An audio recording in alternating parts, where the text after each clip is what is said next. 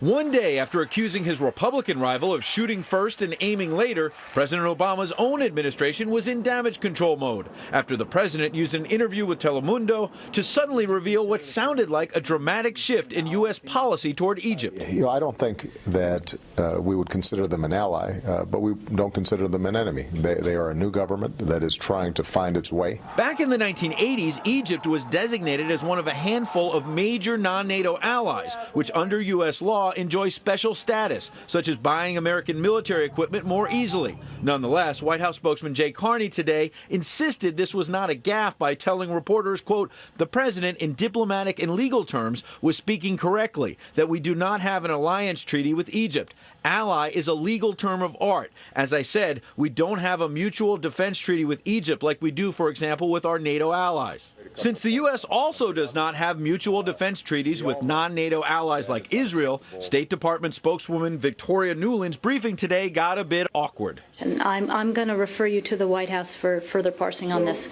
As reporters pressed, Nuland gave in and said Egypt is an ally. It still regards Egypt as a major non-NATO ally, and it is still a recipient of all the privileges that entails. Yes.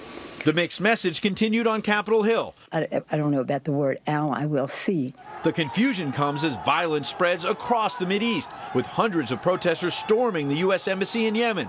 And as the president continued his second partial day of campaigning out west, he referenced a phone call he had with Egyptian President Mohamed Morsi, prodding him to protect the U.S. Embassy in Cairo, which has faced violent protests for days. And we're also in contact with other governments to underscore that they've got an obligation to cooperate with us to protect our citizens. That's part of their job.